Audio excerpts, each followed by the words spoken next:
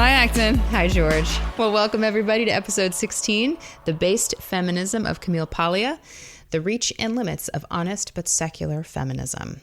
So, first things first, I'm afraid I'm going to have to go a little bit grad school on you. Oh, please do. With this question. I am a woman with a lot of what I would call intellectual regrets.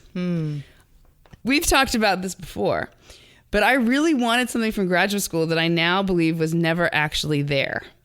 Not just when I attended in the 2000s, but perhaps ever. But it never occurred to me that I was looking in the wrong place. So I spent a lot of time trying to stuff my mind with ideas that my gut told me were garbage. And also I'm now discovering not being aware of contemporary ideas that countered to one degree or another, possibly not totally, said garbage.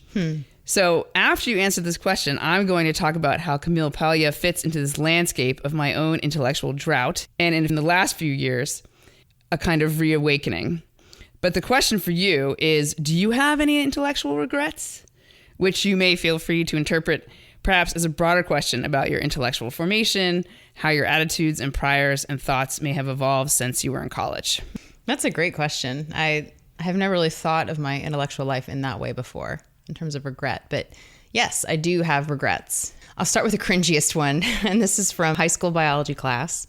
I was raised in an evangelical Christian home and always went to church, and the framework that I was given when it came to science was that the practice of science is good and trustworthy and necessary, except when it comes to biological evolution. The thinking at the time was this. So Darwinian evolution contains within it presuppositions of philosophical naturalism, which is basically a closed universe, a purely material world. And because the theory of evolution doesn't prove this materialism, but rather presumes it, whatever answers it comes up with, particularly about human nature, will be wrong because it starts on a false premise. And the fear was that believing in biological evolution would lead to social Darwinism and a Nietzschean view of the world, which would encourage human cruelty and the abuse of the weak by the strong, which is a legit worry. And another major fear was that evolution paints a picture of humans as not having souls, not being made in God's image, and that we're just animals and nothing more because we supposedly descended from animals.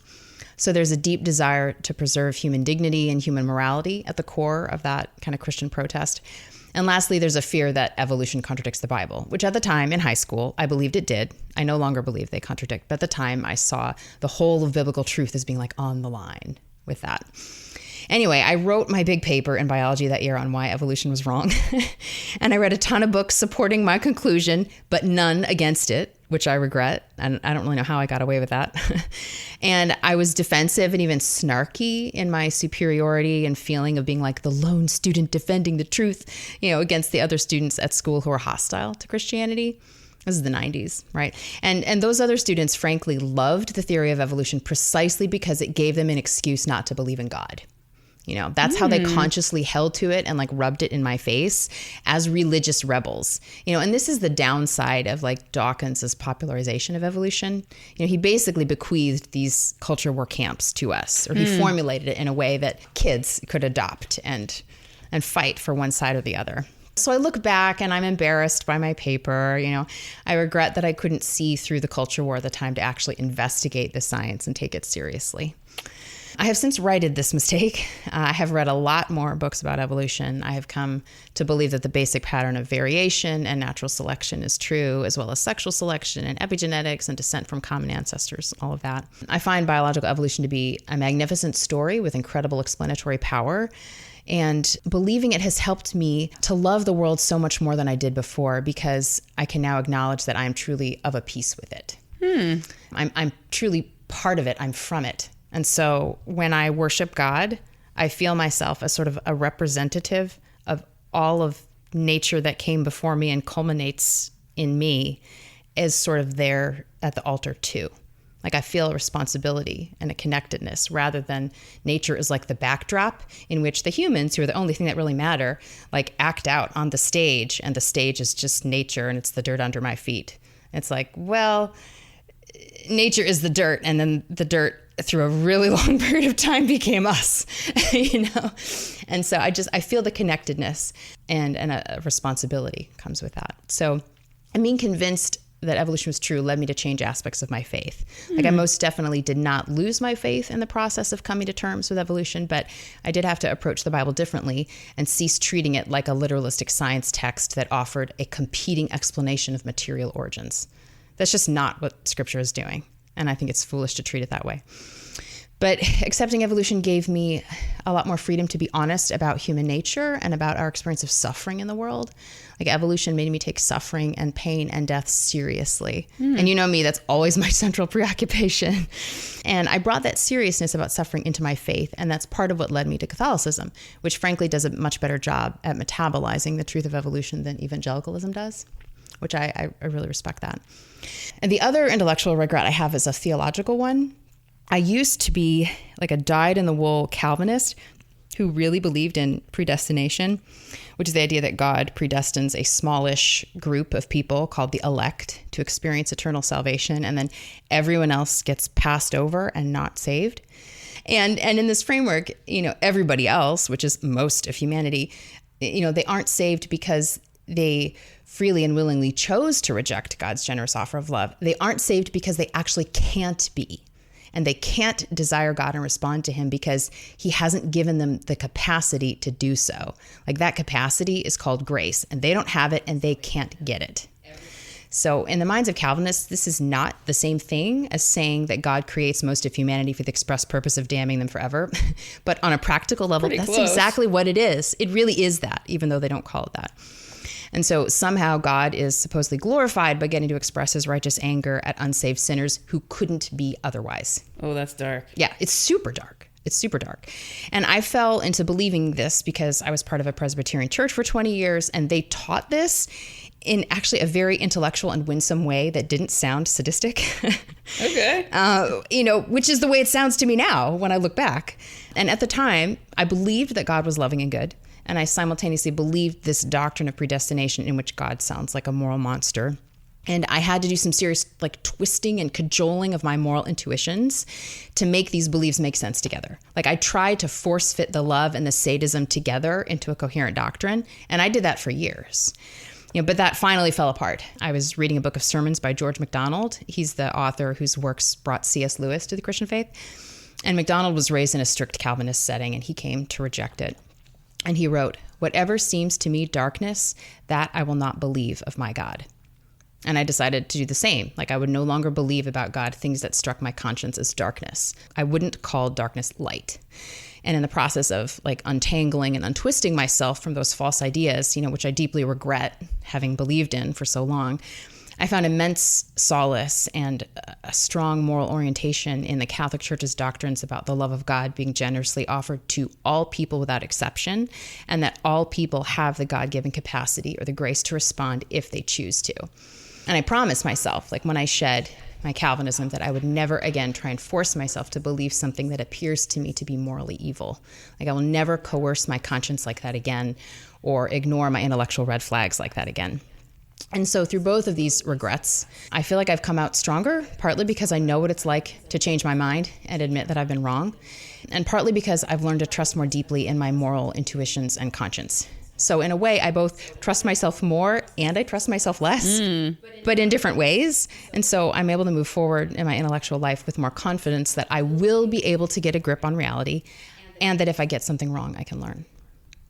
I'm sort of surprised at how similar our trajectories are, even though they took place in completely different contexts. So I wanted to go to grad school because I never wanted to stop thinking about life through literature. Once I got to graduate school, I think college was it had already peaked. I think in the nearly 8 years of grad school, I don't really ever think I had an experience that compared to the joys I got from college courses, because the context was different, right?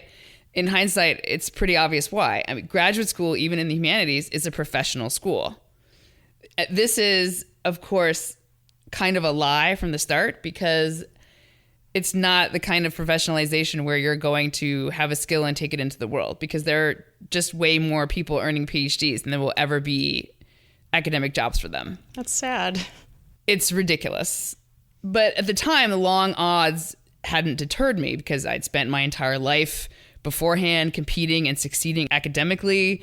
And I also didn't really, a lot of it was also ignorance. I didn't understand how the job market in foreign language humanities worked. I mean, if somebody had actually sat me down and like showed me all the statistics and told me all the sort of inside baseball, maybe I would have thought twice about it. But at the time, I think I believed the job market functioned like a school. I was really good at school. So if I could just keep being good at school, I'd be a professor and I'd be good at that too. But a career is not being good at school. I mean, that's why schools are not markets. They're in the market and people pay to go to them. But being a teacher at a school and being in the school, those economically, they're the complete opposite thing. It seems obvious, right? So to add insult to injury, grad school did not actually continue my education either. There really was no advanced language study. And that's one of the reasons I wanted to continue. Because, I mean, I only started studying Italian in college because they didn't offer it at my high school. I still probably had a lot to learn about language. And there was really no pedagogy to help us learn how to teach language either. I mean, technically we had a pedagogy teacher, but I mean, he was useless. And you'd think that would have tipped me off, sort of seeing things. When you believe in something so fully and you begin to see things that disprove it, you rationalize them. Your first instinct is never to be like, oh, this means that blah. No, that's not how human minds work. I mean, of course we read literature, but the whole first 2 years, because I came in without my master's, is geared towards that exam for the master's. And so it becomes very quickly more about the work than the experience. It's not like college in that way, where you're just sort of, the content of your course is sort of compartmentalized, because college is not really viewed, at least I'm old enough to remember when college was just sort of like a general qualification where nobody really cared what you majored in. Like, it's a much different scene now. That's already changing. There's, this was before computer science was like the biggest major on campus because you're going to get a job for, one of the FANG companies. This is pre that, all that. So, and also the non-literature that we read, the theory, it was all the most boring, jargony, irrelevant, masturbatory garbage that never, ever inspired me, even when I understood it, which was not often. And I just could not puzzle out what that contradiction between my conviction that reading, thinking, and writing was what I was born to do, and that experience. Like that experience of just feeling insanely unhappy, intensely unhappy about what we were actually putting into our brains. It didn't occur to me that there were plenty of other contexts in which I might read and think and write that were not graduate school. That was just didn't exist. I'd sort of been seduced by the status of professors because I had so many that I really adored in college. I wanted to continue in that line. It was like a succession line. I wanted mastery of subject matter, and I wanted to watch the lights go on in the eyes of my young students, as I'm sure that my professors had seen the lights go on in my eyes. So academia was basically my temple, and it was my destiny, right? That's the language I would use now in hindsight. But it was the wrong temple. And in fact, it wasn't a temple at all. But I didn't know I was looking for a temple. So it was self-evident that academic theory was cut off from the real world. Like that part we were not puzzled about. We understood that disconnect. And I went to graduate school basically during the years in which the body went from being ignored by academia to becoming consumed by it. But even this embodied turn, as one would say, did not produce anything that actually led one back into the real world. Of course it didn't, because the whole paradigm of the academy is that it is a world apart. That if you're thinking normal practical thoughts, you're not an academic, right? I mean, that's basically how it's been set up since the 60s, because, the rejectionism leads you to that kind of, But then that you're basically making yourself useless, right? Well, it has no practical... And that was, honestly, uselessness in the academy would be at this point a gift, because it's all the things it's all the academic, when those ideas in the academy were limited to the academy, that would have been better than what we have now, where they spilled out all over the place. Okay, so the uselessness got spilled all over regular people who decided to take it seriously and are screwing up their lives. I think that's in evidence. I think that's where we are now politically, because all those ideas came from, ivory towers. So I never read Paglia in school. I hadn't heard of her, or if I'd had, I don't remember, which is totally equally possible. I didn't read Judith Butler's infamous Gender Trouble, published in 1990, which would be a decade before I started my master's. Although I knew about it, it was already pretty canonical. Although, like I just finished saying, it was not really mainstream the way it is now. She just published another book, and it was reviewed in the common press, because now gender is an idea that everybody everybody, in scare quotes, certain political classes care deeply about. But that wasn't true when she wrote that book originally. I did read Catherine McKinnon, who Paglia talks about in the book we read. She's a feminist legal scholar who I might describe as the Chicken Little of women's maltreatment by the patriarchy. So the book we read, Free Women, Free Men, which is a collection of Paglia's essays, it includes a tirade of Paglia's against both McKinnon and our friend Andrea Dworkin, calling them, quote, obsessed moralistic women, Carrie Nation reborn, largely because of their anti-porn stance, and because Paglia calls herself a pornographer, and we'll get to that. So to zoom out here, again, with the benefit of a lot of hindsight, as I received my PhD now over 15 years ago, that's insane to think. The fact was that there is no academic interest, was and probably is, I would say, no academic interest in women as just normal people having a specific experience. Women and their bodies were only relevant either as victims of patriarchy or vehicles for novel sexual and identitarian liberation, queering, as we might say now, because people now understand that word. And you see this in the academy, right? Women's studies disappeared, replaced with gender studies or queer studies even, right? I did write one rather angry feminist paper using McKinnon, so probably super cringe now. Although, I mean, there's plenty of examples of actual misogyny that you can draw on in, old literature. It's not like you have to make it up. But the fact is, I was never really convinced that the answer to the abuse that women suffered at the hands of men was the law writ large or society writ large. And it was these categorical claims that were always the ones being made. Like, I didn't think it was a category type issue. There was never any discussion of, or even for that matter, an acknowledgement of the fact that many women, including myself, had been surrounded by good men all their lives. And instead of hating men, they intended on being married to one someday. Yeah. And of course, academics had a convenient way of dismissing that. They just called it privilege, right? And you see politics do this now, right? You can do that if you want, but my larger point is there is a limit to how seriously you can blame the patriarchy when you know intimately how reductive an idea that is. You just viscerally doesn't fit with your worldview. Like, it may be true, but it's true outside of you. It does not a truth that encompasses you. It doesn't map onto your life experience at all. And as for the queer gender side of things, the cool side of women's studies, right? It just never interested me. Who people slept with or what they thought their body signified, to use another grad school word, struck me as uninteresting at best and pathologically narcissistic at worst. It felt irrelevant and boring. Had I read Paglia then, I'm sure I would have found her fascination with Madonna a bit laughable, because Madonna is a person, not a real example of how to live. But that's the thing. I didn't understand that what I wanted from study was to deepen my understanding of human nature toward the end of learning how to live. I only vaguely understood that what would give me that was the study of the Western tradition that academia had already turned against. What I did understand is that I was now a fish out of water, as neither militant victimhood nor queer identity or some combination of both held any real appeal. And yet I stayed, despite my misery. Like, I already knew I hated it when I finished my master's, but I stayed 6 more years basically, because I was convinced that the academy was the only place to be an intellectual. But thank God it isn't. So you're like, I hate this, but if I leave, this super important part of me will die. Well, and I didn't have an identity outside of being good at school. Like, I didn't exist outside of that paradigm. Wow. Because that was the part I'd poured all my time, all my self-image, all my value. I didn't have another paradigm of worthiness. Yeah. Wow. Yeah. That's Isn't that crazy? So. Yeah. Isn't maturity great? I mean, isn't it great that you can live one way for a long time and then be like, nah. No, I guess regret is a form of mercy, right?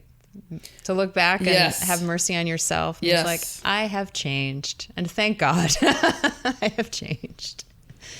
Yeah. Well, let's do a book overview of some of the hits and misses, like where we think Paglia is great and where we think she, misses the mark. And then we'll go further into detail. My review is this. Paglia writes very evocatively about the mythological aspects of the feminine, this idea of Mother Nature as an absolutely overwhelming force that just crushes men to atoms. She uses the word Chthonian, which I love. It's great. It refers to the underworld. She uses that word more than any other writer I know, besides maybe the horror fiction writer H.P. Lovecraft. Oh, Lovecraft, yeah. So, whether it's Medusa, who turns men to stone, or the Maenads, who worship Dionysus and tear men limb from limb, or the Freudian idea of men simultaneously wanting to escape from the all-consuming mother and yet return to the unconscious safety of her womb. Paglia is really brilliant at foregrounding the ancient, terrifying aspects of the feminine.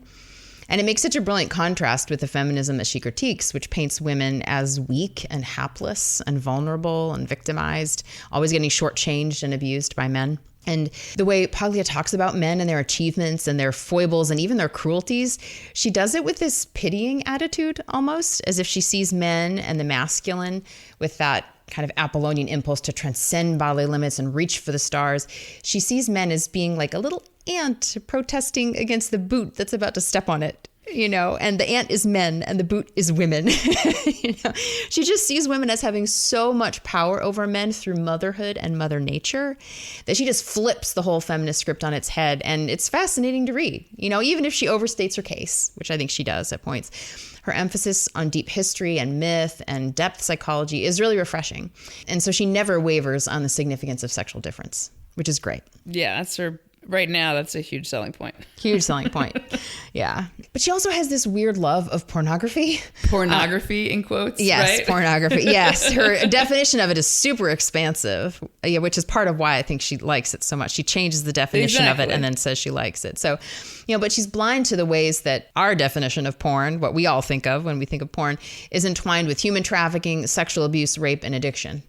And I think because she has this almost inflated perspective on female power because of this conflation of mother nature with individual women, that she buys into the lie that consent is sufficient when it comes to sex, that as long as every participant consented, porn is acceptable. And so she thinks of the women participating in porn as being consensual adults exercising their free speech rights to make transgressive art. And she has no awareness of the way that some men struggle with addiction to porn and that it damages their real life sexual relationships and it molds what they find desirable. Like, she doesn't understand the real life consequences of porn. She looks at it through these rose-colored, artsy-fartsy lens. Yeah, she has the art, capital A art, brainworm. Yeah. It's very typical of what has to happen, I think, to justify the academic exercise of her own work. Like, she has to find that sort of, super duper kind of position apart, right? Uh-huh. So she's simultaneously so good at accurate judgment about certain truths, but then her personal kind of fascination with intellectual work, she almost like has to take that and make that into something grandiose for the sake of justifying what she's doing. Yeah. She's she has to be sort of avant-garde. She has to be the rebel. That's part of her persona.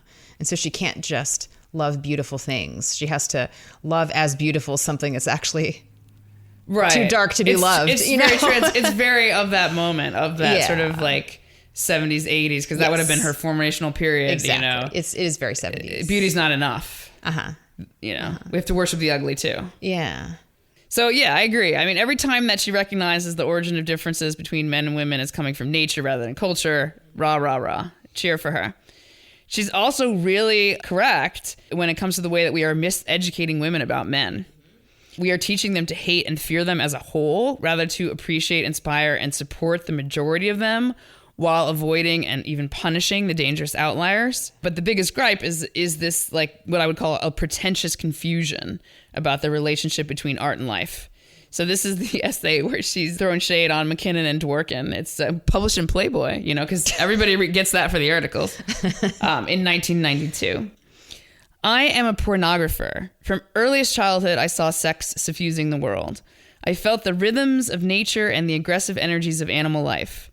Art objects in both museum and church seemed to blaze with sensual beauty. The authority figures of church, school, and family denied or suppressed what I saw, but like Madonna, I kept to my pagan vision. I belonged to the 60s generation that tried and failed to shatter all sexual norms and taboos. In my book, Sexual Personae, I injected lewdness, voyeurism, homoeroticism, and sadomasochism into the entire Western high art tradition. We'll talk more about Madonna later, but for now, let's focus on the phrase, in my book. She's writing a book where she exchanges traditional pruderies for modern extravagances, and she wants to claim that makes her a pornographer. This is what is called trying too hard. Her whole self-view is wrapped up in being transgressive, so much so that she confuses the acknowledgement of what might be better called libido rather than sex with being a pornographer. Yeah. It's like you have to... like art objects absolutely do blaze with sensual beauty. I mean, but that hardly makes silly old Madonna an icon worthy of adoration. I know this sounds uncharitable, and there are many excellent bits in this book, but this stuff is just lame. It's the appropriation for the purpose of sounding erudite and transgressive of words that already have important meanings. And for someone who speaks elsewhere so cogently about the reality of lived female experience, this is a really ugly blind spot. It's not the same to sort of, create and disseminate works, like literal acts of violence perpetrated on women, as it is to write an academic book that includes Mapplethorpe pictures. I mean, it's just not the same. It's not even close. It's not even in the same universe, honestly. Yeah. So she's not actually a pornographer. Yeah, no. And I think that quote about I saw sex suffusing the world. I mean, you and I took that amazing trip last year to the Met, and you can walk through room after room after room of the other Madonna, the actual Madonna. The real Madonna. The Madonna, not Madonna, right? Yeah. You can see a lot of naked breasts in those rooms. It's a lot of sensual energy. A lot of sensual energy. This idea that she's sort of like returning the low to the high. Does she think human brains have changed in 5,000 years? Because if she thinks that there's something that there was that high art tradition of Western art didn't know, that she's now like recuperating, she's an idiot. Yeah. They knew about it. Yeah. I mean, they were make nudity sacred again. Right. I mean, that's what's really going on in those rooms. It is. They knew about all the dark stuff. Yeah. They knew about it. It was all there. The world hasn't changed that much, and people certainly have not changed. All right, well, let's dive in some more here. We're going to look at losing the battle with nature and winning the war. This is from her essay, Sex and Violence, or Nature and Art. Half of which, well, 3/4 of which, I guess I would say, is included in this book. Okay. And because we'll quote from some of the parts that aren't actually in here, but we'll have a link. You can read them on Google Preview. Here's her quote. Sexual freedom, sexual liberation, a modern delusion. We are hierarchical animals. Sweep one hierarchy away and another will take its place, perhaps less palatable than the first. There are hierarchies in nature and alternate hierarchies in society. In nature, brute force is often the law. In society, there are protections for the weak. Society is our frail barrier against nature. When the prestige of state and religion is low, men are free, but they find freedom intolerable and seek new ways to enslave themselves through drugs or depression. My theory is that whenever sexual freedom is sought or achieved, sadomasochism will not be far behind. Romanticism always turns into decadence. Nature is a hard taskmaster. It is the hammer and the anvil, crushing individuality. Perfect freedom would be to die by earth, air, water, and fire. Every model of morally or politically correct sexual behavior will be subverted by nature's daemonic law. Every hour of every day, some horror is being committed somewhere. Feminism, arguing from the milder woman's view, completely misses the bloodlust in rape, the joy of violation and destruction, and aesthetics and erotics of profanation, evil for the sake of evil, the sharpening of the senses by cruelty and torture, have been documented in Sade, Baudelaire, and Huysmans. Women may be less prone to such fantasies because they physically lack the equipment for sexual violence. They do not know the temptation of forcibly invading the sanctuary of another body. Our knowledge of these fantasies is expanded by pornography, which is why pornography should be tolerated, though its public display may be reasonably restricted. The imagination cannot and must not be policed. Pornography shows us nature's demonic heart, those eternal forces at work beneath and beyond social convention. Pornography cannot be separated from art. The two interpenetrate each other, far more than humanistic criticism has admitted. Jeffrey Hartman rightly says, great art is always flanked by its dark sisters, blasphemy and pornography. Hamlet itself, the cardinal Western work, is full of lewdness. Criminals through history, from Nero to Caligula to Gilles de Rais and the Nazi commandants, have never needed pornography to stimulate their exquisite, gruesome inventiveness. The diabolic human mind is quite enough. So we started with a quote from the beginning of the essay, and then like the latter section is from the end. And I sense there's some level of contradiction just in this essay. She understands the necessity of society and that it functions as a bulwark between order and chaos. But she simultaneously rejects order as virtuous. And so she's quite content to argue that the existence of human depravity is an argument not to divide high art from lewdness. I think this is a weak argument, one in which she confuses freedom with license and the sensual with the licentious. When it comes to scholarship and intellectual exploration, freedom is essential. We are really actually genuinely fortunate to live in a country where you can go into a university library and read books that in other places and times have been banned. But curiosity does not come without consequences. There was a minor connection between something I was writing about for my dissertation and a certain section of one of Saad's novels, Justine. So one day I went and I read it. I'd known who Saad was. I understood the context and everything, but I'd never actually read any of it. And it was like falling morally ill. That's the best way I can describe it. And I spent the next several weeks in kind of a stupor as my brain processed not so much the existence of this material, since I'd always known it existed, right? But this idea that it was somehow important or even necessary to read these things, to grapple with these things as part of the life of an intellectual. What was going on is instinctually, I rejected this notion. It's like you were saying, anything that is darkness, I refuse to call it light. Right, exactly. It's exactly that. So I rejected this idea that these things were critical, that these things had value in that way. But because I had no other paradigm but the secular, postmodern, blah, blah, blah world of academia, where there were no fixed values beyond destroying what once had been those values, I didn't have a way of grounding my gut objections in anything concrete. It was like climbing a mountain and finding a hole in the ground instead of a temple. Oh. Because like you know to look for the high place, but then when you get there, it's like not the thing that should be on the high place isn't there. Of course, I didn't think about it this way then, but I suffered. There was no way for me to make sense of the dissonance between my passion for intellectual inquiry and the sense that there was no moral element to the pinnacle of that achievement. Indeed, your moral senses, if anything, were dulled because they were simply just not considered relevant. That's awful. I mean, in hindsight, it's like, you can understand why I was unhappy. People who take moral limits seriously, people who believe not that Saad should be banned, but that tolerance does not mean giving his ideas equal consideration. There's a wide berth between those two. Such people are not confused by the roots of evil. They do not think that moral depravity comes from lewdness, but rather that uncontrolled lewdness is a sign of moral depravity. Yes. So the supposed inevitability of subversion, which I'm inclined to agree with to a certain extent, is not evidence of the supremacy of such subversion. But of course, as a non-religious person, I had no way to articulate that gut feeling, let alone defend it. But of course, we know that once you have recourse to Christian arguments, you have many ways to explain all of that quite simply. Yeah. It's called the fall. Exactly.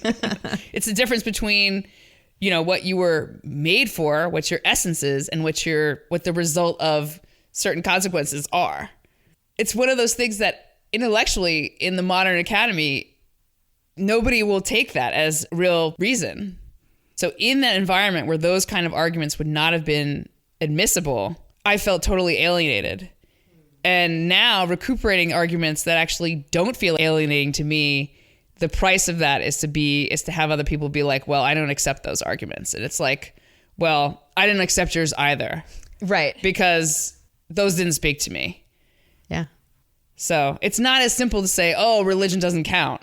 That's just a convenient way to say, well, if you can't find any of your own personal truth in these arguments, you still can't go over to this argument that you do find makes sense to you. You're not allowed to.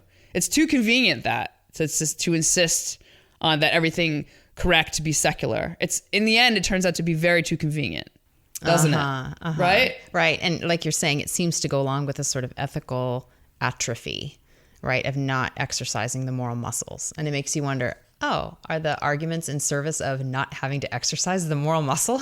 Paglia speaks in many ways to common sense, to the everyday experience of many women, But this whole paganism, pornography thing, she's on her own. I'm going to quote from a continuation of this essay, which, as I said, you can read on Google because it's not in the book if you happen to be reading the book.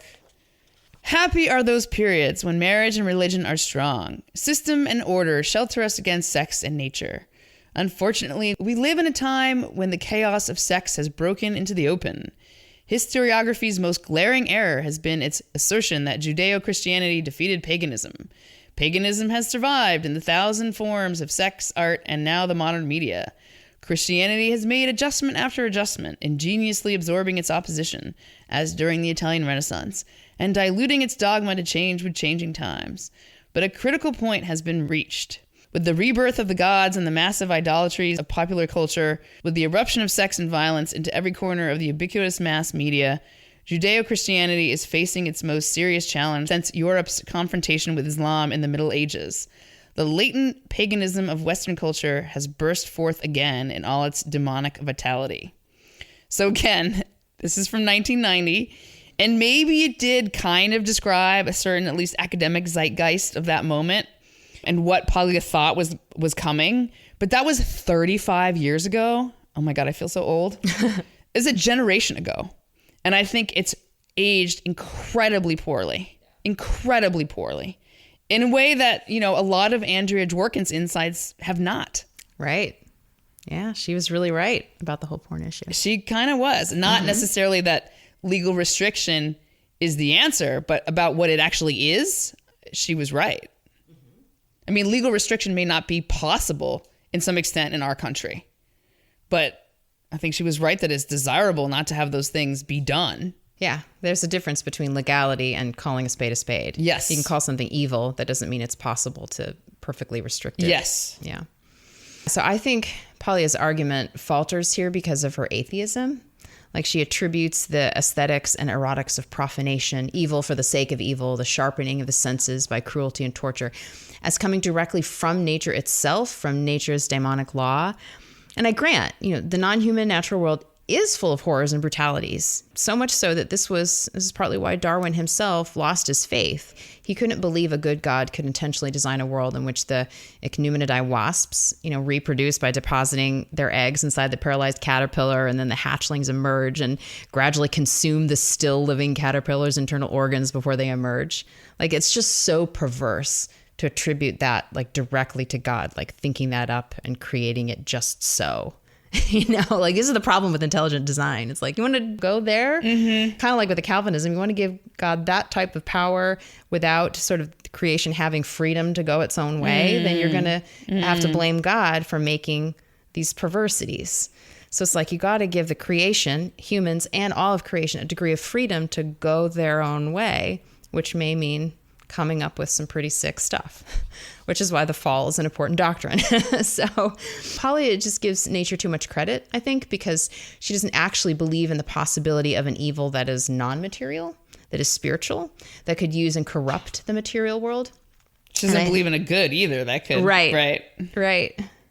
Yeah, and I think that evil for the sake of evil isn't inherent in creation and the natural order itself. I see evil as a corruption of an original goodness. And this is where, the Christians understand the meaning of the story of the fall to have explanatory power, right? It's a story of a good beginning that is ruined when creation, and in particular the crown of creation, humanity, decides to use its freedom to disconnect itself from God's love and good purposes.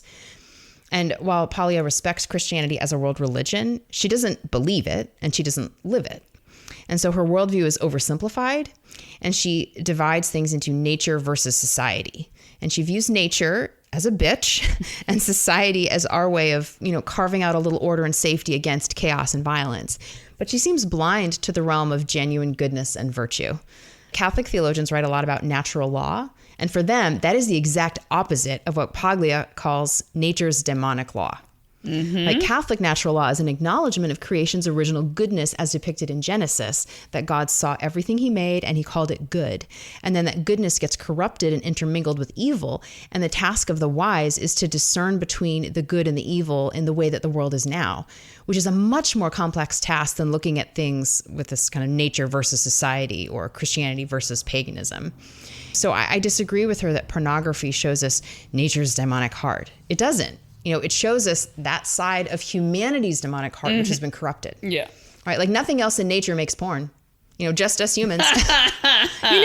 We're the only fully rational and spiritual creatures in the world. And I don't see the evil of porn as being somehow natural.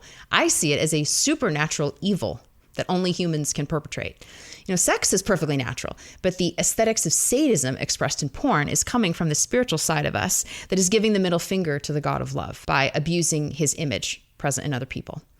And so I don't think that sexual sadism is inherent to men or to humanity. Sexual desire is, but not sexual perversity.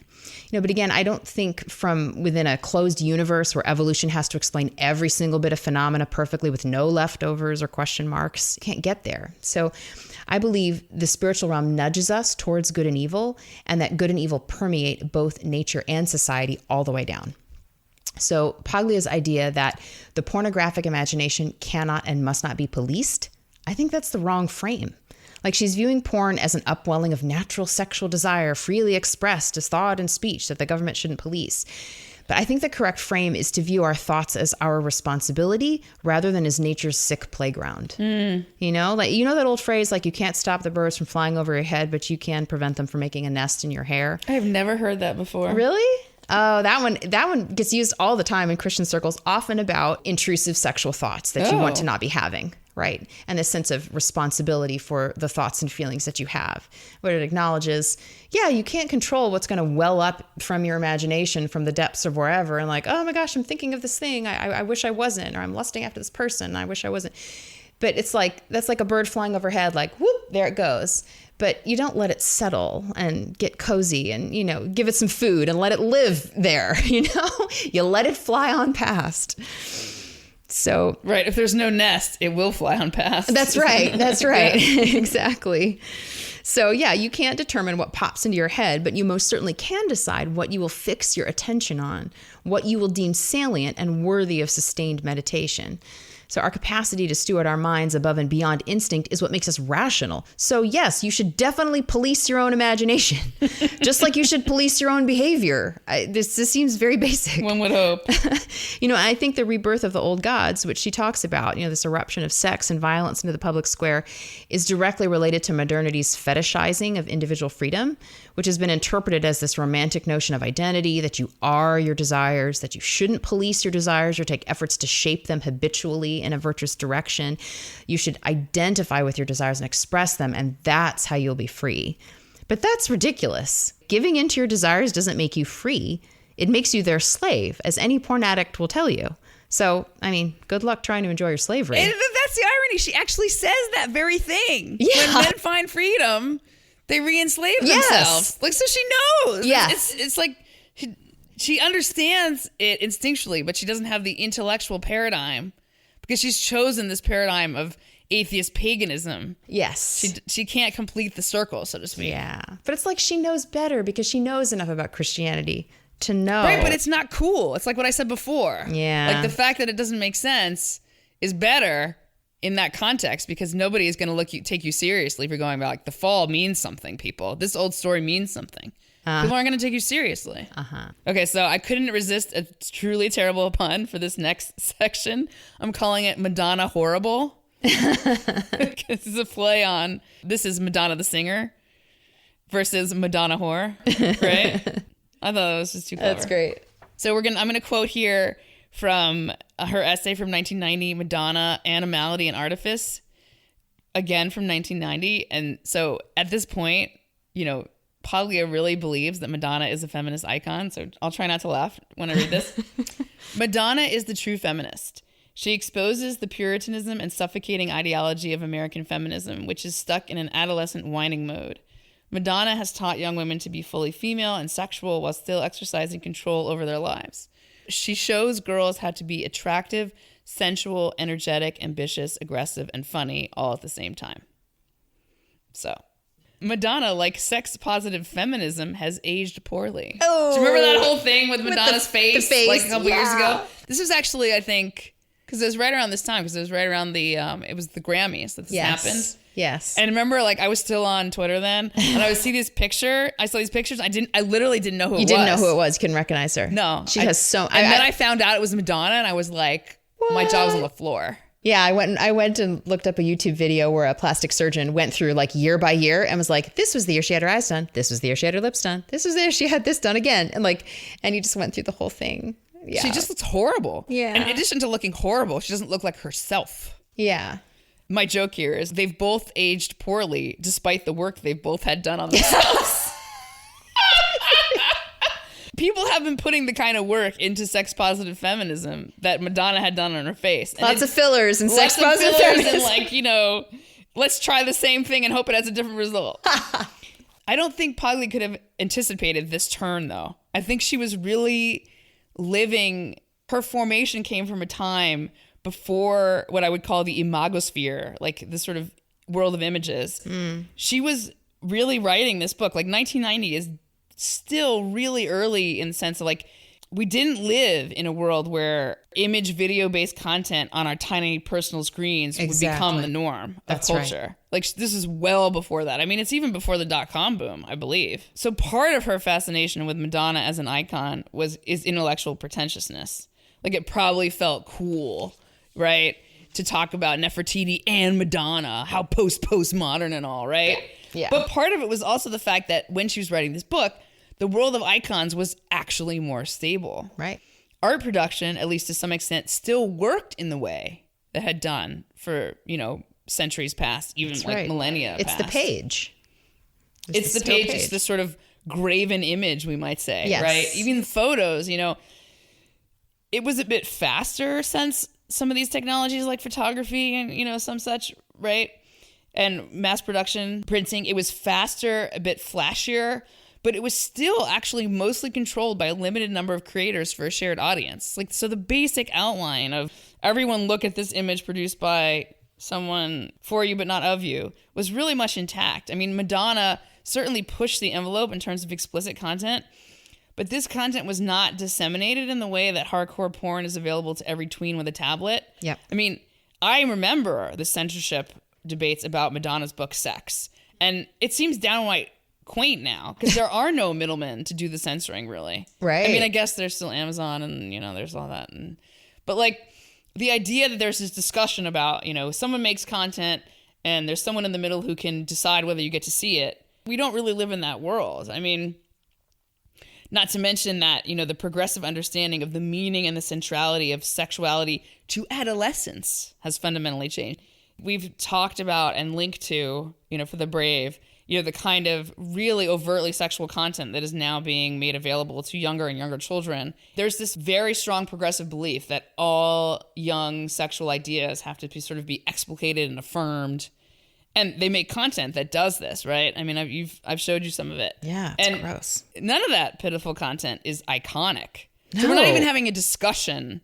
We're not even aiming at icons to the extent that we could even agree that Madonna was one. I mean, now the whole, even like the goal of this idea that one person is going to be transformed from their person to an icon, like that, we're not even in that. We're not even in the like ballpark anymore. I mean, so Madonna cannot be an icon, first because there are no contemporary icons because of the way that images are produced, but also, of course, because she's a person, not a portal. Did I steal that from you?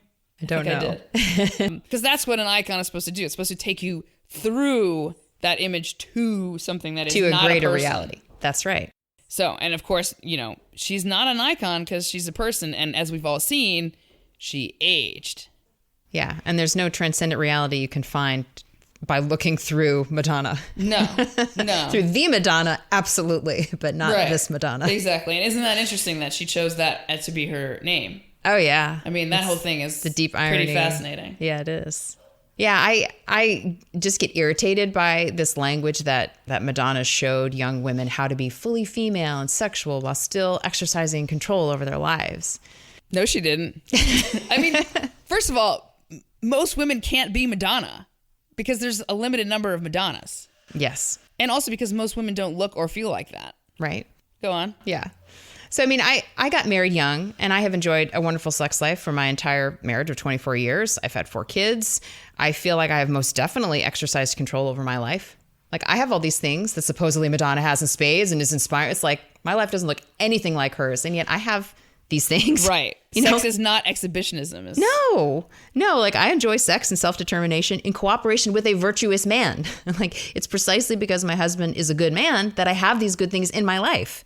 Yet I have this feeling that Paglia would probably place anything having to do with virtue in the realm of Puritanism and repression. And again, she doesn't recognize within the natural created order any inherent goodness. And so she's inclined to see the virtue of the family as society force-fitting nature into an unnatural mode. So her valorizing of Madonna as the epitome of good sex and self-determination, which comes through using lots of men promiscuously. Or taking photos of herself in these sort of obscure... I mean, have you ever looked at what the sex book was like? No. I mean, it's just like a sort of artsy glamorization of S&M, and it was kind of the first attempt to sort of mainstream BDSM in a way. Oh, okay. Yeah. I mean... Yeah, but I mean... unappealing, I guess, to most people, I think is... And I'm with Roger Scruton on this. Intimacy cannot be photographed. So whatever it is that you think you're capturing, like this is part of the allure of what porn is promising, is this sort of transcendent intimacy. But it's like, click, as soon as you snap a picture of it, it's gone. It cannot exist in video, in photograph. So the whole premise of it is a lie. But why are we drawn into it is because of I think sort of the power of that sort of transcendent intimacy, because sex itself, I mean, Christians would say sex itself is iconic. It is a portal. It is an image of, union with God, right? Mm-hmm. So, but that's not the kind of thing that can be photographed and bought and sold and masturbated to. I don't know. Like, it's like, wrong, misfire. This is not that kind of thing. So this idea of Madonna, I don't buy it. I don't see how that's cool. It's not even interesting. And I think Paglia just has... I just read ahead. Go say it. I think Paglia just has a lesbian crush on Madonna. I think that's what's going on. Oh, yeah. I think she finds her hot. She probably wishes she was Madonna. It's doing a little projection there. That's my thought. I really like Camille Paglia, but she's just got this... It seems like a girl crush blind spot for Madonna. That's what I think. And it also just seems like this sort of empowerment can only be experienced in the public realm. Like... Nope. I mean, if anything, like that's the idea of hers that has aged the most poorly, because we know so many tragedies that are driven by the internet. This idea that women should promote themselves more as a sign of empowerment or control or success, it's wrong on its face, and we have like 1,000 million receipts. I guess we can't blame her in that sense, because she wasn't writing at a time where the internet was doing this. Right. That is the thing. A fair amount of her writing is very 90s. And so they're just new things that she wasn't addressing because they hadn't happened yet. So she needs an update. She needs to update herself on these things. Okay, so here's another snippet from her essay from 2014, so a bit later, a bit more contemporary, although still that's like 11 years ago now. Where does the time go? This essay is entitled "The Modern Campus Cannot Comprehend Evil," and I believe it was published in Time, back when Time still published on paper. So we included this snippet because when she is blinded by her whole sort of art glamour, she doesn't see the disconnect between the safety of celebrity, where this so-called porn is empowering, right? And the reality of women, where dressing provocatively can get you killed because it excites the monstrous, and there are monstrous men, right? So here's what she writes. Wildly overblown claims about an epidemic of sexual assaults on American campuses are obscuring the true danger to young women, too often distracted by cell phones or iPods in public places. See, even that's dated. Who has an iPod? The ancient crime of abduction and murder. Despite hysterical propaganda about our rape culture, the majority of campus incidents being carelessly described as sexual assault are not felonious rape involving force or drugs, but oafish hookup melodramas arising from mixed signals and imprudence on both sides. The gender ideology dominating academe denies that sex differences are rooted in biology and sees them instead as malleable fictions that can be revised at will. The assumption is that complaints and protests enforced by sympathetic campus bureaucrats and government regulators can and will fundamentally alter all men. There is a ritualistic symbolism at work in sex crime that most women do not grasp and therefore cannot arm themselves against. It is well established that the visual faculties play a bigger role in male sexuality, which accounts for the greater male interest in pornography. The sexual stalker, who is often an alienated loser consumed with his own failures, is motivated by an atavistic hunting reflex. He is called a predator precisely because he turns his victims into prey. Yeah, I think Paglia's take on rape is exactly right. Like her ability to distinguish between the ancient predatory instinct of a tiny subset of psychopathic evil men who perpetrate sexual violence repeatedly, if they can get away with it, and the large majority of mostly decent men who rely on societal norms and social stigmas and female sexual gatekeeping to civilize them and to help them act, mostly appropriately. There are a subset of genuinely virtuous, chivalrous men who can be good in a bad and loose society, who have enough kind of sexual self-governance internally, but that's not most men. And yet that doesn't make most men potential sexual predators. I think most guys are in the decent enough if there's enough guidelines to help them be the decent they would prefer to be. Right. And Paglia gets that. Like, she's right that most sexual incidents on college campuses are oafish hookup melodramas arising from mixed signals and imprudence on both sides. Like, women go to parties they probably shouldn't go to. They drink more than they should. They say yes when they mean no, or they say no without acting and conveying no with their body language and with their bodies by leaving. Mm-hmm. And I'm with Paglia on this. Women need to take responsibility for their own choices. Women who are stalked and attacked and raped by violent strangers are just in a different category from women who party and flirt and drink and dance with interested men and then find themselves in compromising situations in which loveless sex ends up happening that they regret. I think that recognizing that most men will only be as good as women require them to be is an important insight. So I don't think that's me victim blaming. I think that I'm with Louise Perry on this. Do what your mom said. Don't be stupid. Don't go I feel like there's this feminist impulse to be like, I want to take this as far as I possibly can. I want to do all the things. I want to drink. I want to wear a mini skirt. I want to party. I want to flirt and kiss the guy and all these things. And then just expect that somehow he's going to be a gentleman after I've broken all these boundaries and said yes in every implicit way possible with one explicit no, and think that he's going to buy that. I don't know. I don't have much patience for it. I think it's about what's the goal. If you tell women that the goal is to have these feelings and experience this promised pleasure, that's the goal, then of course women are going to think that those are the things they should be doing. So if the goal is never talked about as the point is to find somebody virtuous to settle down with, then if the reason you're at the party is because you think that the validation of what you're supposed to be experiencing in this world is, sexual feeling or sexual conquest, or then it's not just about the circumstances. It's also about right. What are you doing the point? There? Why are you there? Right. Yeah. And in the framework in which I was raised, it was the point of going to a party or something like that would be to hopefully you can meet a nice guy and hopefully he'll ask you out and hopefully because you're aiming at settling down, you're aiming at finding a spouse. Right. That's what most Christians raised in decent homes are looking for. They're looking for a spouse. Right. And that's not an easy thing. No, it's so hard these days. Right. But at least it's a defined mission. From that standpoint, it becomes obvious that certain behaviors are not actually going to help you get there. Right. Yeah. The party girl persona then becomes completely counterproductive because you're not going to attract the kind of guy you'd want to marry by acting that way. You will not find him. He will not go near you if you act in the party girl way. Right. The guy worth marrying will ignore you and give you a wide berth. So... Absolutely. This is one of Paglia's best contributions. This is sort of where she shines. Feminism absolutely tends to preach that men qua men are the problem, rather than the extreme deviance among them. So what continues to puzzle me is how she can acknowledge this greater male interest in pornography. The real pornography, they're not jacking off to her academic book. Are they? Let me know. So she means actual porn there. She knows that actual porn exists and she knows what it's for. Yes. Right? So how can she go there and then remain so convinced that Madonna-style porn is so glamorizing and liberating for women? It falls on his face. I'll say it again. Sex-positive feminism, like Madonna, has aged badly. In some way, it's as if the unquestioning preference for the profane has spilled out from the ivory tower now into the mainstream culture. I said this before, and now I'm reiterating it. And it doesn't belong there. It's one thing for her to be like, I'm a pornographer, fancy, fancy, fancy. This is not advice for life. And I don't make this argument from censoriousness, but I do actually believe that the mainstream, by definition, should represent the views and attitudes of a healthy majority of people.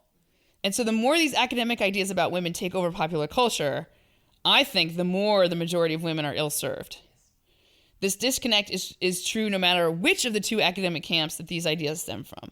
So both the reductive, man-hating feminist camp, the source of rape culture, and the sexual identity and sex are everything camp, source of both under and over sexualization, think aromantics and wet-ass beep, are, I think, misleading and unhelpful for women. I think that the alienation I felt in an intellectual sense is now being replicated as an alienation in a pure social cultural sense. I don't think we should be ashamed to say this. I think we're pretty normal people with pretty normal tastes and desires. And Paglia has more to say about this in the next essay we're going to look at from 1998 called The Modern Battle of the Sexes, which I think has actually aged very well. Okay, so this is the popular feminism of women who like men and want babies. That would be me. There you go. The modern battle of the sexes. All right, if I were asked what or whom should be put into a time capsule as a legacy of the 20th century, I would name 3 emblematic women.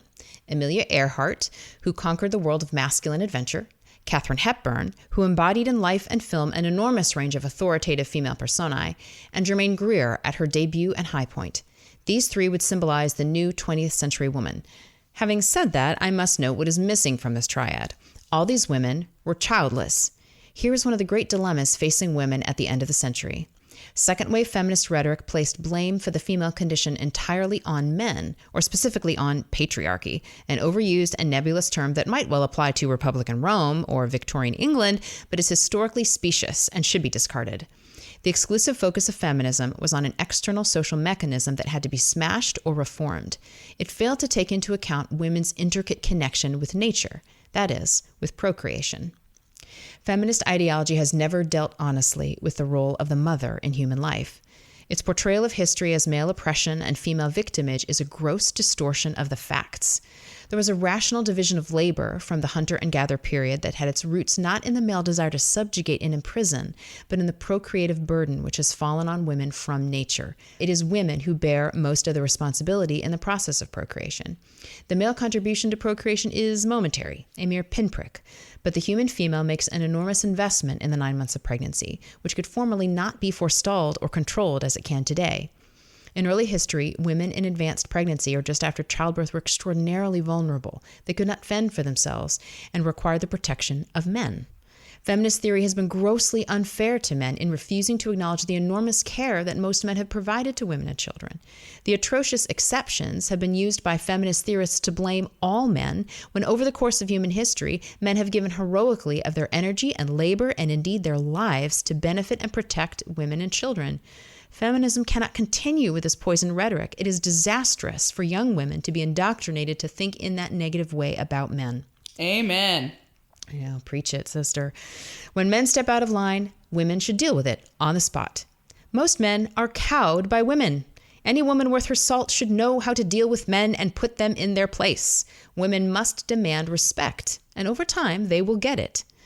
And then several pages later, woman possesses the greatest power that exists. In my system, woman is strong and man is weak. Most successful heterosexual women know this and have pity on and compassion for men. They like men. They want men to be strong, and they know that the only way to make them strong is to pay attention to them. What most men are looking for is female attention and female approval. How simple men are! When women are encouraged to think that they are powerless, we are destroying their ability to recognize reality and to triumph in their own terms. Gosh, it's so good. It's so good, and it's a total opposite of like Madonna. Exactly. Like here's where she's just right on target. So this was my favorite section, and she just nails it here when she starts to talk about motherhood and the necessity for virtuous men. I think the only other feminist we've read who really understands heterosexual male-loving women and mothers this well was Phyllis Schlafly. Like, she got it too. Yeah. Because she was one of those women. But it's pretty rare to see a pro-porn lesbian understand the heart of straight women's love for manly men. But I love this line. The whole of human history, men have given heroically of their energy and labor and indeed their lives to benefit and protect women and children. Hear, hear. Mm-hmm. This has been my experience. My grandfathers, my father, my uncles, my brother, my husband, my male friends, my male coworkers. These are the men I know. Like, they're good men. They work hard to take care of their families. They love their wives and children. They bear the weight of the family on their shoulders, like all that extra anxiety and responsibility. Like, the men I know are atlases. They bear the weight of the world and they do it well. That's why they have trouble sleeping at night. It's because they're worrying about taking care of everybody, right? Because they know that without them, it doesn't work. Exactly. This is why successful women want men to be strong, because we see how necessary male strength is for families to flourish and for society to be orderly and safe and predictable. Like, we see how much weight men can bear with that strength. Like, it's useful. It's not for abuse, it's for use, right? Mm-hmm. It's beautiful. And I also like her encouragement to women to speak up and expect good behavior from men. When men step out of line, women should deal with it on the spot. Most men are cowed by women. Any woman worth her salt should know how to deal with men and put them in their place. Like, I think that's possible for women to do if they have spent time around good men. Well, good men teach them how to do it. Yes. Yeah. And then good men also provide the standard for what behavior is expected and acceptable. Yeah. You need good men to know what a bad man is. Because then women know what the standard is and then they can rebuke a man for falling short of it. But if you think that all men are cads and lewd comments or inappropriate behavior is normal or unchangeable, right, then I can totally see why you would want the state or HR departments to do all the heavy lifting and protecting for you. But since I believe in the principle of subsidiarity, that problems should be dealt with at like the lowest possible scale that's consistent with their resolution, I think that a woman speaking up firmly in the moment to police her boundaries and demand respect is where things should always begin. And then if a man doesn't listen, if he isn't properly cowed by that, then you can bump things up a level and get somebody else involved. Well, then you need a man to discipline him. But you can't. If a woman reminds and then the man, that's right. Another man is the enforcer. Yeah. Well, I mean, I'll just be perfectly honest. Like, this is part of what parenting is like.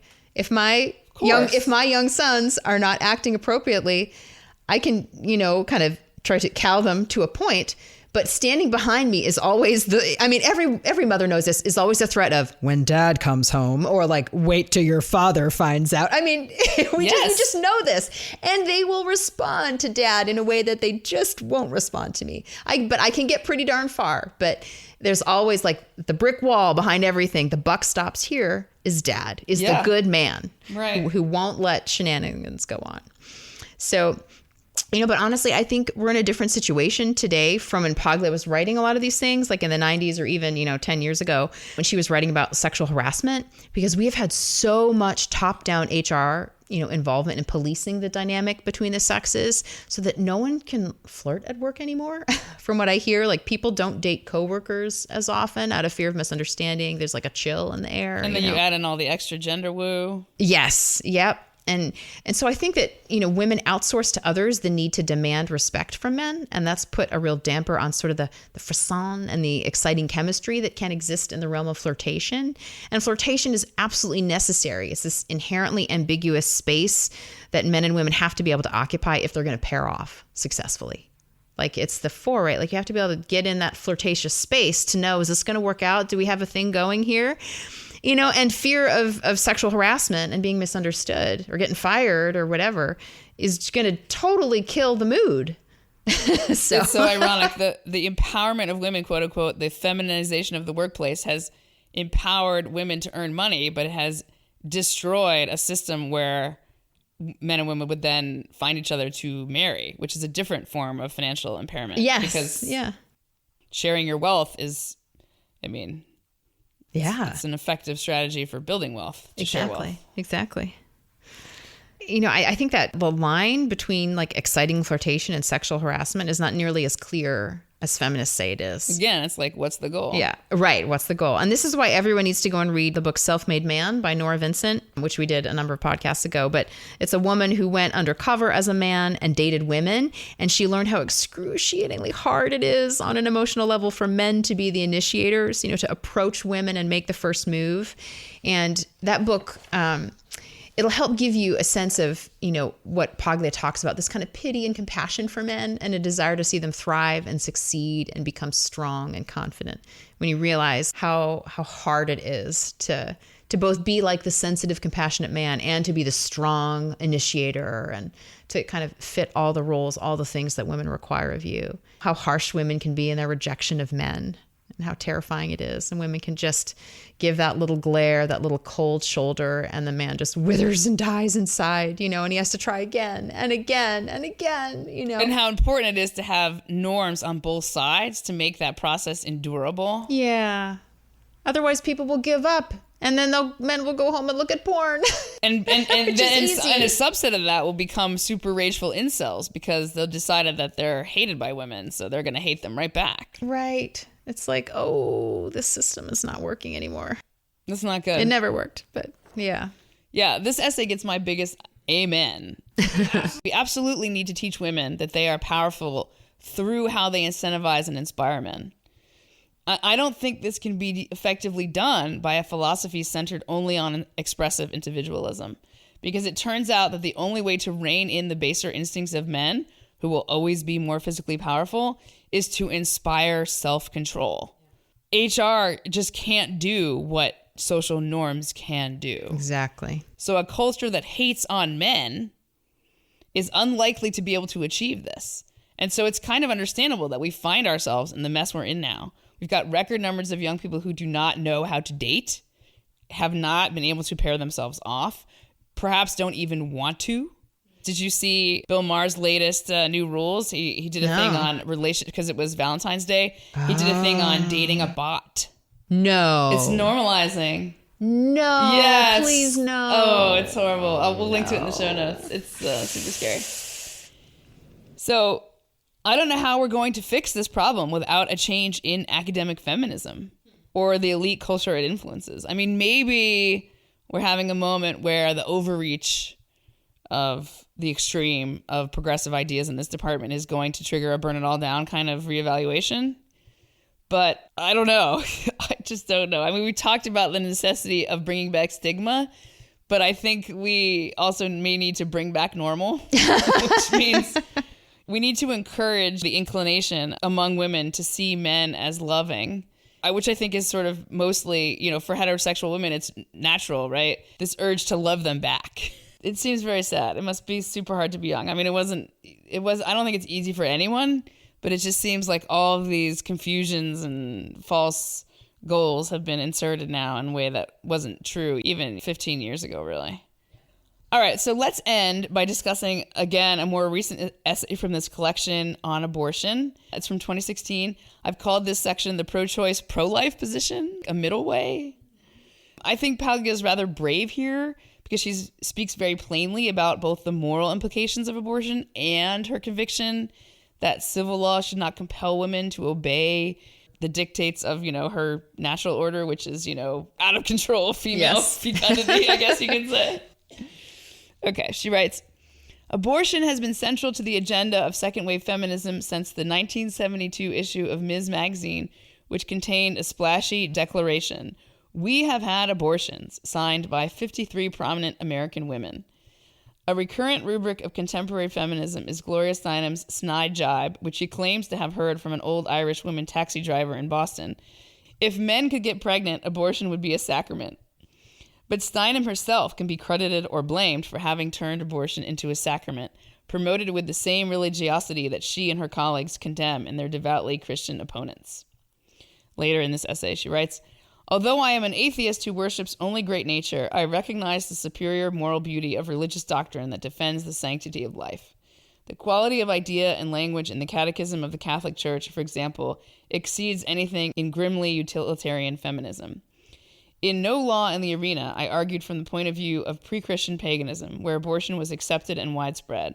Quote, my code of modern Amazonianism says that nature's fascist scheme of menstruation and procreation should be defied as a gross infringement of a woman's free will. As a libertarian, I support unrestricted access to abortion because I have reasoned that my absolute right to my body takes precedence over the brute claims of Mother Nature, who wants to reduce women to their animal functions as breeders, end quote. So she's quoting herself. So I think this essay is actually incredibly prescient. So it's one case where she actually has pinpointed something that the later developments proved true. I think the Harris presidential campaign essentially touted abortion as the fundamental indication of a woman's freedom and its potential restriction as a kind of return to a dark age of patriarchal oppression.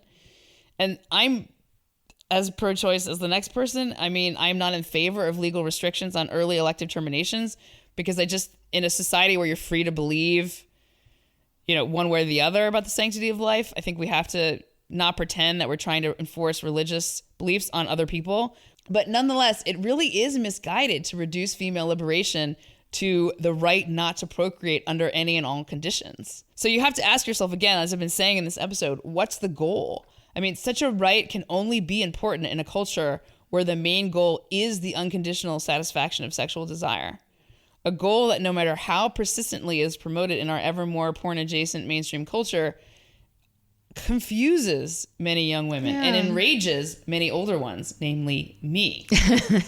What woman who has found even a regular dose of domestic happiness can do anything other than pity a girl like Lily Phillips? That's her name, right? Yeah. Who has completely suffused her identity with how many men can penetrate her in a given number of hours. Was it like 100 men in 24 hours, something like that? Yeah. It ended up being a few more than that, just for kicks. Paglia's argument that, quote, the imagination cannot and must not be policed, which she said, earlier, is nauseatingly inadequate in the face of such stories. And believe it or not, if you can stomach this thought, Phillips has already been one-upped by an order of magnitude. 1,000, right? Some woman That's did 1,000. an order of magnitude, my friend, yes. So mistaking Madonna for the Madonna is bad enough. But what is happening now isn't even an attempt to make icons out of mere people. It's just pure pornography, now solipsistically justified as personal liberation and remunerative sex work. Paglia is at her best when she calls promiscuity in women an illness, a leakage of identity. Whew. That's a quote. I look at Lily Phillips and I cannot but agree. So the Harris stance on abortion takes place as a explicit condoning of that. That's not safe, legal, and rare. These aren't the same beasts. Like, it's not the same thing to say, which was my liberal understanding of pro-choicedom. It's not in the benefit of the interest of the woman or the child to force a woman to bear a pregnancy that she's just not equipped to, whether it's psychologically, emotionally, socially, financially. This is not Romania. But at the same time, the pill and abortion don't exist so that we can all be Lily Phillips. Right. That is not the goal. No. And the fact that you can even discuss that in mainstream culture is like vomitous. It's horrific. Right. I mean, something is very wrong here. Absolutely. Absolutely. I agree. And like you were saying about why do women go to parties? It's like, what's the purpose?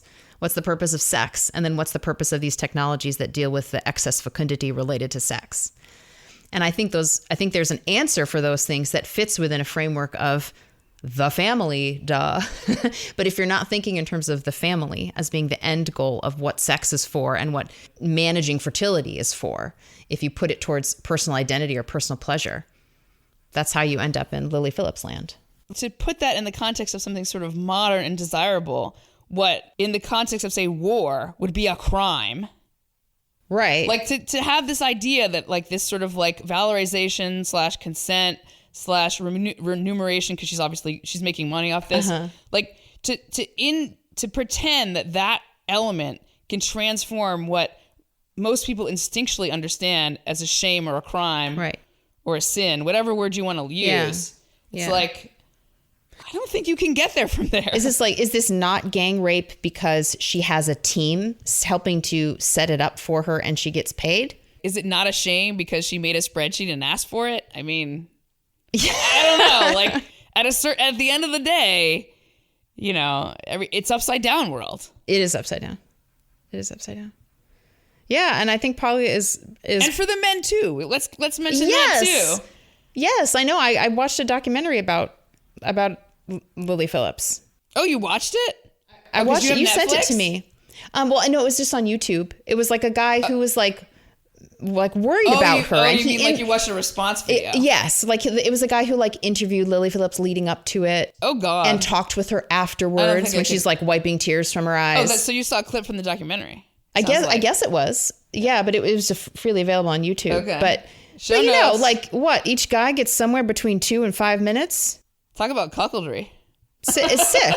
It's sick. You're like, what guy would even want? I don't know. Yeah, no. What guy would even want that? What guy would want that? To be like, hurry up, man. Is that something you have to ask your potential your partners now? Have you participated in a filmed in a sex stunt with an OnlyFans star? Yeah. I feel so bad for young people. Make monogamy great again. I'd wear that hat. I mean, they're such like, oh God. I know. So I think it's really based of Paglia to say promiscuity is an illness in women, a leakage of identity. Super based. Yeah. And I think it's symbolically true. I think this is how Paglia knows it because she's so based in like symbolism and stuff. Because a woman who sleeps with lots of men, like Lily Phillips, and then ends up pregnant, which in the ancient world would have been a given. Right. I mean, isn't it ironic? We're like, thank God for the pill because God forbid that she get pregnant as a result of this nonsense. So like a woman who sleeps with a ton of men and then ends up pregnant is going to have this seed of so many different men inside of her that there is no way to tell who the father is. And that's where the leakage of identity or confusion of identity comes from. It's like, who is the child? Who is the father? You know, what happened here? Who is this? You literally don't know. You don't know when there's that many men, right? Like, and again, you have to presume ancient world and symbolism, not like, oh, modern DNA, like testing, like no. And so like, that's why the icon of the whore is the image of mixture and confusion and fluidity. Like she's the opposite of the symbol of the married woman with one husband who has children by one man, and her identity is solid and secure. We know who she is. We know who the father is. We know who the children are. The father knows who the children are. The father knows who the children are. That's the only way to know. And that's the identity of the family, and it's solid. The preservation of identity is even more so in the icon of the virgin, because virginity was seen in the ancient world as this total preservation of identity, right? Because there's zero mixture with anybody else, right? And so the identity is kind of kept and preserved in this singular purity, right? There you go. But those ancient ideas don't make sense in the modern world where identity is equated with the fulfillment of sexual desire, or that you are who you hanker after, or something. You are who you hanker after. Well said. So, but to Paglia's position on abortion, I found this very insightful too, and consistent with her view that nature is incredibly coercive and frankly abusive of individuals. Rather than seeing women as being dominated by the patriarchy, she sees women as being dominated by, quote, nature's fascist scheme of menstruation and procreation that makes women so much more fecund than is actually good for us as individual human beings. Well, nature used to make up for that by having a lot of infant mortality too. Yes, well, that's exactly what I'm going to say. Like, you know, nature makes us fertile from roughly age 11 to 47. You know, and technically, give or take, you know, yeah. And if you're able to pop out one child a year, you know, if you don't count the occasional twins, that is way more children than anybody can cope with. You know, that degree of fertility, if it were maximized, would probably kill any woman who tried. You know, and repeated pregnancies in close succession can take a terrible toll on women's bodies. Vaginal tears, uterine rupture, uterine prolapse, postpartum hemorrhaging, postpartum depression, incontinence. I mean, you name it. If you things fall apart. If you manage to live, things will fall apart, you know. And, you know, pregnancy and birth are both natural and dangerous. Like if women are going to flourish as individuals and not just as breeders, they need to be able to respect the limits of their own bodies and properly take care of themselves. And that's why I think contraception and marriage is perfectly acceptable, because women aren't just mothers, they're also human beings. And it sounds like Paglia, you know, views abortion as sort of just another form of birth control. And I don't think that's correct. I don't think that prevention of pregnancy is the same as the termination of pregnancy. But I think she's right to see the problem of excess fertility as a problem stemming from the brute claims of Mother Nature and not from men. And this is where I start to have a problem with Catholic teaching on natural law, which is inclined to see nature as good. Like, and this is where they get into trouble, because nature is obviously biased towards maximizing fertility at the direct cost of other values. And if you think that nature is mostly or always good, you'll end up with doctrines that forbid contraception and abortion as anti-nature or the breaking of natural law. And I think it's more discerning to recognize that, like you were saying, the overabundance of fecundity in nature is the flip side of nature's violence and saturation with death. Approximately 1 in 100 baby spiders will survive into adulthood after leaving their parents. Out of 1,000 eggs laid by a female green sea turtle, only 1 will survive to reach adulthood. nature doesn't care about individuals. It just doesn't. And so when it comes to humans, like having 15 children makes a kind of sense when you expect 10 of them to die before they turn 5. The fecundity is so high because death is so prevalent. But in the modern age, we've basically solved the problem of infant mortality. So managing fertility is the flip side of our success at minimizing the death of children. So there's this weirdness in sort of being gung-ho, all-out pro-life. Don't you recognize that the overabundance of fertility is the same coin as the overwhelming, like, bloody death that nature imposes, that natural selection imposes? Like Right. the too much fertility and the dying are the same thing. And so you can't take away one half of, we're going to save all the individuals who would have died. You just can't have sort of endless pro-life without limits. Then you're busting through nature's limits. We have to live within environmental and social and bodily and psychological limits. And I don't think the Catholic Church has adequately dealt with these drastic technological changes yet. Or they're letting people deal with them, but they're not acknowledging But they're not it. acknowledging it, right? They're kind of letting it happen because there is an obvious limit to how many children a woman in a family can cope with today. But there is no limit to how much love and affection a married couple is going to need to express sexually to keep their bond strong and to bear the weight of their many responsibilities. There isn't a limit to love within marriage, but there is a limit to how many children you can have in marriage. And that limit is probably going to be different for different families. It is because their context is different and they're different. Right. They're different individuals. Right. And so they're going to have to, and the man as Atlas is bearing the weight of all of the children that come from that. And his job hangs in the balance of one asshole woman's complaint to HR. Here you go. Sorry. I couldn't help it. Yeah. And at the same time, I too, like Paglia, I admire the superior moral beauty of religious doctrine that defends the sanctity of life, as she puts it. I admire it as the ultimate expression of sacrificial hospitality. Pregnancy and parenthood are radical acts of hospitality to the stranger, which is a virtue and which must be free because, as you said before, you can't force someone to be hospitable. The capacity to be hospitable is related both to virtue and to the conditions of your life. Like if you don't have enough to share, you can't share. Yeah, and I think that the pro-life position, to the extent that it argues for hospitality and not against quote-unquote murder, is a really useful goad and incentive to be like, well, let's examine our culture. Why don't women feel more secure to have larger families? Mm-hmm. That is a useful question to ask. Yes, very useful. Because it brings you back to the point of what is the goal? Right. What is the point of men and women associating with each other? Mm-hmm. Of the parties, of the meetings, of the excitement, of the frisson, of the sex? Yeah. What is the point? Exactly. And if we've reached a point where we're just obsessed with individual satisfaction, but we can't create a space where people can flourish together in families. I mean, if we're sending the message that what your sexuality is for is what Lily Phillips is doing, we're failing. Because first of all, that doesn't scale. But also, she's not happy. I'm positive she had no orgasms that day. Of course not. I'm sure it hurt a lot. And there's no pleasure in that. Whatever pleasure she was getting from it was obviously not of an actual sexual nature or of an intimate relational nature. It was something about exhibitionism or getting clicks or getting money or it was some other value. But the values of love, intimacy, and sexual pleasure were nowhere in any of that. And obviously neither was the pleasure of like family or bonding, like none of it. It's really, really sad. If your goal is to have successful, happy relationships, you almost have to disconnect yourself from the source of these other discussions. It would be better not to know, I guess is what I'm saying. I'm not saying ban it because it's sinful. I'm saying I feel incredibly sorry for young women who are learning about these things. I don't think it's healthy. It's like reading Sod. That's what it is. Yes. Except it's in the culture. It's not a book. Right. It's not a book distanced by time and language and a library and a very niche. It's like that entire bucket of my moral illness has just been taken and poured out over the whole generation of upcoming women. In YouTube and social media and Instagram, like all the things, you can see all everywhere. of this. It's like sod leaking everywhere. Yes. Yeah.